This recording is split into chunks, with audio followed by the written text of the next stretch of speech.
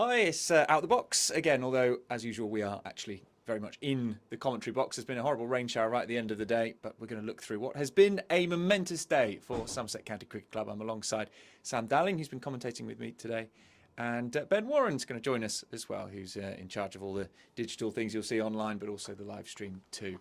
And Sam, we've got to start with the main news today, and that is of James Rew's maiden double century, 221 by the time he was out right at the end of the first innings. What more is there to say, but what a day for him. Just the kid is outstanding at everything he does. We've got to go back to yesterday when he wanders into the middle. Somerset are 41 for 4.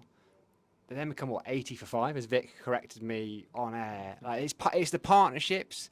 You know, Casey Aldridge, he put on 100 odd with, he put on 100 plus with Shoaib Bashir for the last wicket, which was a joy to watch. And you know, people, there's this kind of Bazball this, Bazball that. You got to score quickly. He went from 150 to 200 in 38 balls. He hit Mohammed Abbas for back-to-back sixes, and so like a double 100 doesn't often need context, but I'm going to give it some. And I've already talked about the perilous position Somerset were in. And at that point, an hour into this game, on day one, there was only one winner. And that remains the case at the end of day two, except the potential winner has completely flipped around. James Rew has done that. And the quality of this bowling attack, right?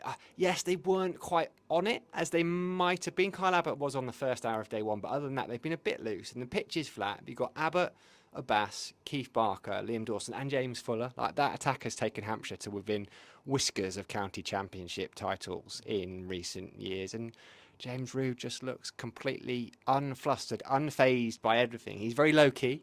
He did have a little smile and punched the air when he reached double 100. He afforded himself that. But I think Harry Trump says he's a photographer's nightmare because there's never anything animated about him. He never is over the top. For him, it's just business as usual, Charlie.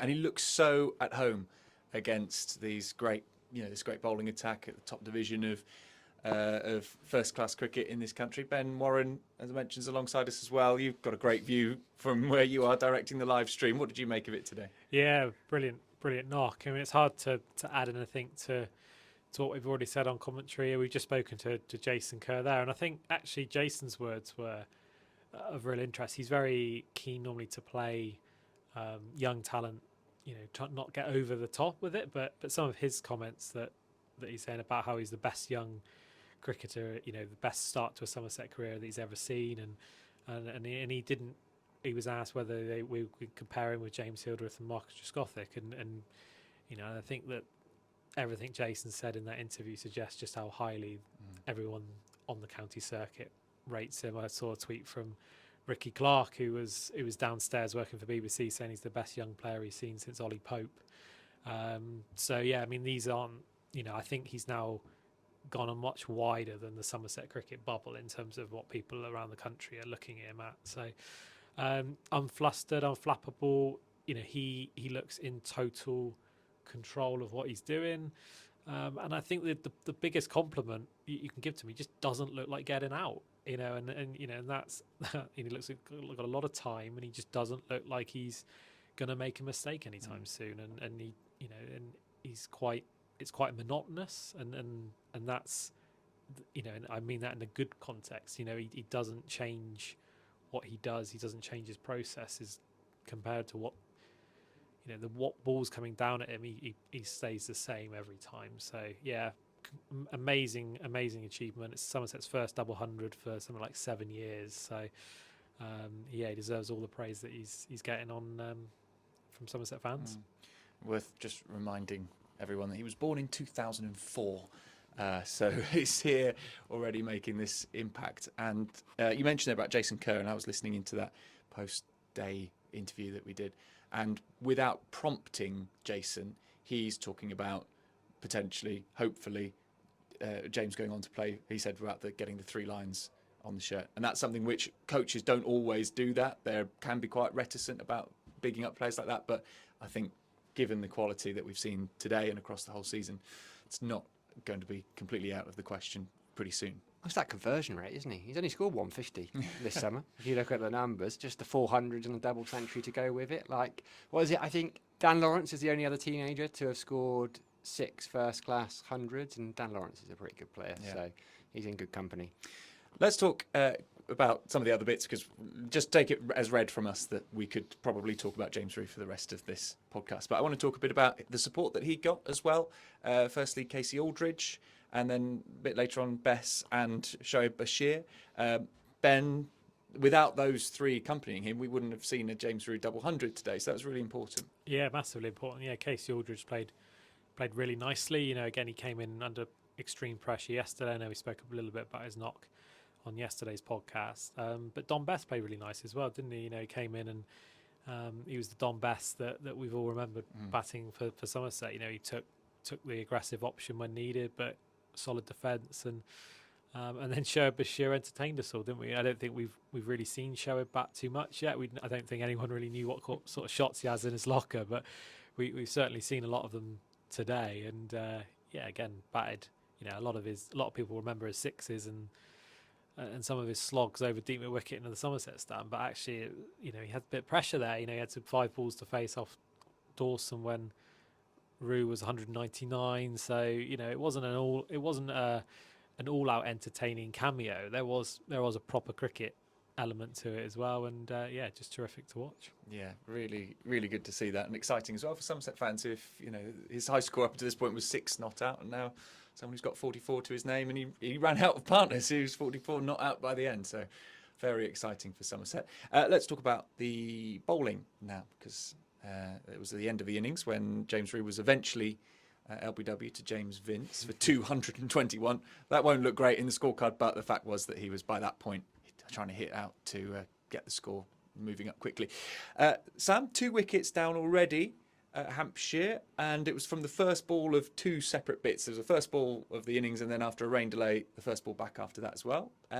Talk us through what you made, first of all, of Jack Brooks coming in age 39 and picking up a wicket with his first ball. The old boy, the father of the team, quite literally now, Jack Brooks. Wasn't it wonderful? You know, Joe Weatherly had been out there 4 or 5 sessions. Probably go back to yesterday again, Hampshire would have been thinking, we'll be batting shortly after lunchtime here. So mentally, maybe that, you know, wore them down a little bit. Maybe they were a bit tired. Maybe it kept a little bit low. But Jack Brooks, I see him wheeling away. I've never seen him move so fast. I tell you what, wow, I want some of what he is on, and he just loves playing. Headband on, that economy of run up now. You know, it's just kind of 4 or 5 paces into his action. It was an absolute beauty, and he wheeled away. His teammates were delighted. Tom Abel, who is always, I love watching our highlights videos, right? Because you can, if you watch Somerset take a wicket, just keep your eyes on Tom Abel, usually at slip, because he absolutely loves it, and he's sprinting. He's usually the first one in. Even Tom Abel couldn't keep up with Jack Brooks. And then when they were showing the wicket on the big screen, Tom was kind of stood on his own, looking up, just fully enjoying it. So it was absolutely wonderful. And then, we've got a bit of rain. Casey comes in, and Ricky Clark was downstairs before the game yesterday. He'd not seen much of Casey Aldridge, if at all, and he said, who's that young lad warming up? So that's Casey Aldridge. He said, I'm quite glad he's retired. He looks quite sharp, gets a bit of bounce. And that's exactly what Casey did to Fletcher, Middleton. It was lovely to see, 2 down. James Vince there at the end. He's got a 215 run deficit to make up. He dropped Rew on 86, made 221. He dropped Casey Aldridge on 8, made 88. If there's one man that can make up that sort of deficit, it is James Vince, though. Yeah, so still a lot of this game left to go, obviously, but I want to give a word to Alfie Ogborn as well, who's making his debut in this match. Ben didn't take a wicket, but was bowling from the end that we're at now, the Marcus Gothic Pavilion end, and looked like a bit of a handful.